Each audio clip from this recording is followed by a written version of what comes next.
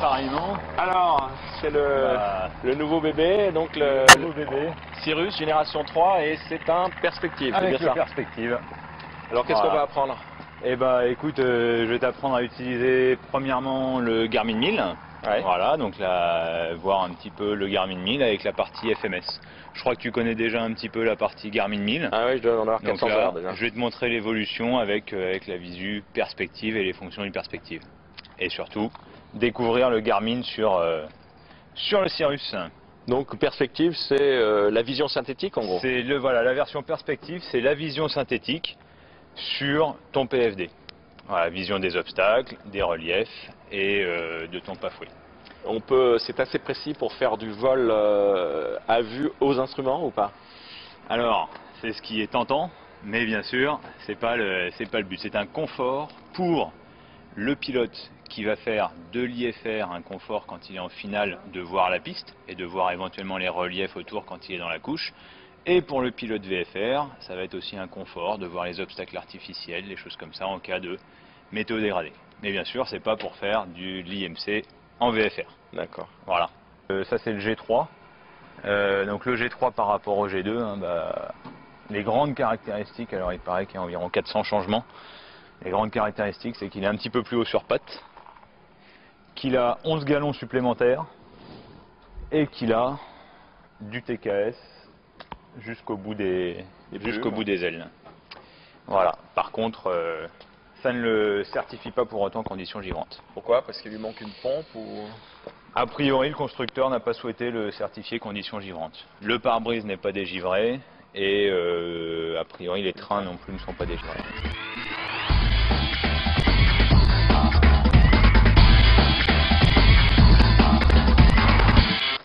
Donc tu reconnais un petit peu ta planche, mais les planches elles sont plus belles. Elles sont plus belles. Voilà. Plus grandes. Les écrans, je pense, sont plus grands. Alors je ne Ouais. connais pas l'Ovation, mais sur celui-là, c'est plus grand que dans les Cessna. Ouais, Les écrans sont un petit peu plus grands. Donc toujours les deux systèmes électriques du Cirrus. Donc deux bus alimentés par deux batteries indépendantes. BAT 2, BAT 1. Donc tu vas noter déjà la première différence, c'est que sans allumer ton avionique, regarde ce qui se passe, tes deux Garmin s'allument. Première différence entre la V-Dyne où tu n'as que le PFD qui s'allume tant que tu n'as pas branché l'avionique.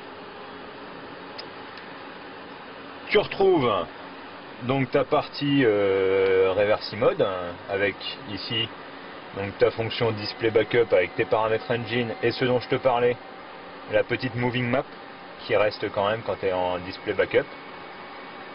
Tes AHRS qui vont mettre bien sûr un certain temps à s'aligner.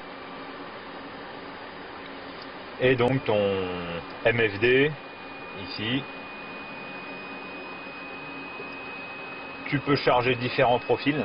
Je crois que tu peux stocker une vingtaine de profils. Si tu préfères avoir ta carte en heading up, ta carte machin, tu peux enregistrer tes profils et les protéger par un code. D'accord. À partir du moment où on te parle de bouton FMS, FMO ici, Ouais. en fonction FMS.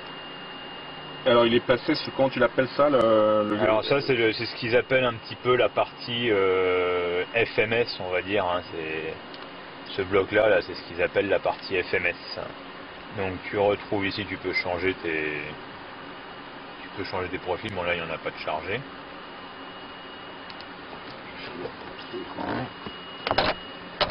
Voilà. Alors, comme je te disais, philosophie Cirrus, tu trouves ça maintenant aussi sur les Avidyne à partir des générations 3 et surtout les nouvelles versions de logiciels de MFD. Oui. Systématiquement, au lancement, les fameux Personal Weather Minimums, en fonction de l'expérience. En gros, hein, voilà. Donc, si tu as Acknowledge, ça veut dire que tu as accepté la condition. Hein, et c'est enregistré bien sûr. Et si tu n'acknowledges pas, le vol est refusé. Le vol n'est pas refusé, mais tu n'as pas ton MFD qui s'allume. Oui, donc il est refusé. En gros. C'est voilà. Ouais. T'appuies, après on te dit bien est-ce que tu as pris en compte tes densités, tes trucs comme ça.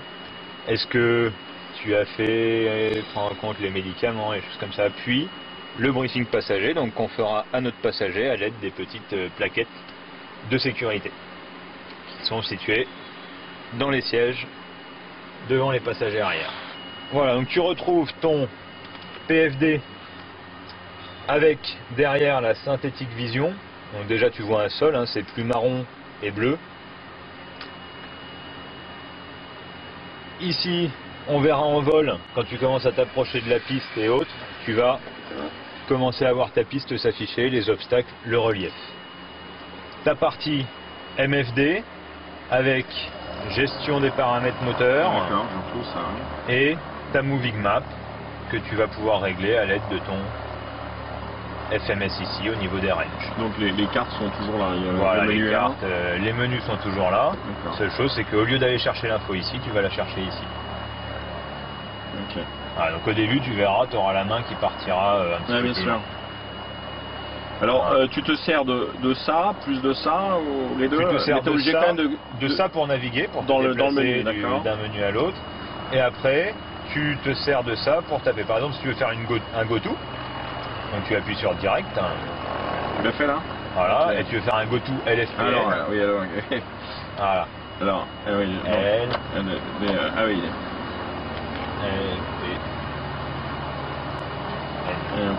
Enter. Ouais, donc si tu as fait une bêtise, tu fais backspace, tu corriges. Et je fais Enter ou ça? Et tu fais Enter, ici pour remonter ici pour faire Enter. Et tu refais ton alors Enter. On fait en dessous, activer, voilà. Enter, ok. Et donc bah, la direct s'affiche ici. D'accord. Donc au début, un clavier qui peut prendre du temps. Ouais. Mais une fois que tu connais le clavier, ça va vachement plus vite que de te perdre dans les menus. Tu retrouves ton ADF, parce que c'est un avion qui est équipé pour faire de l'IFR et sans restriction en France, et le pilote automatique, donc qui est le GFC 700, pour lequel tu retrouves le sélecteur de mode ici. Ah oui, autrefois il était là. Ouais, il était là. Il est là au fait. Le GFC 700 normalement il est là, ou là sur les Gemini, et là bah, tu le retrouves ici. D'accord. C'est les mêmes fonctions, tu as juste une petite molette, tu as le mode montée IAS, le mode descente. Voilà. Donc voilà pour les grandes évolutions, et donc ta planche de bord, toujours caractéristique du Cirrus, hein, une très bonne vision ouais, c'est magnifique. Par devant et notamment pour l'atterrissage. Voilà pour la présentation générale.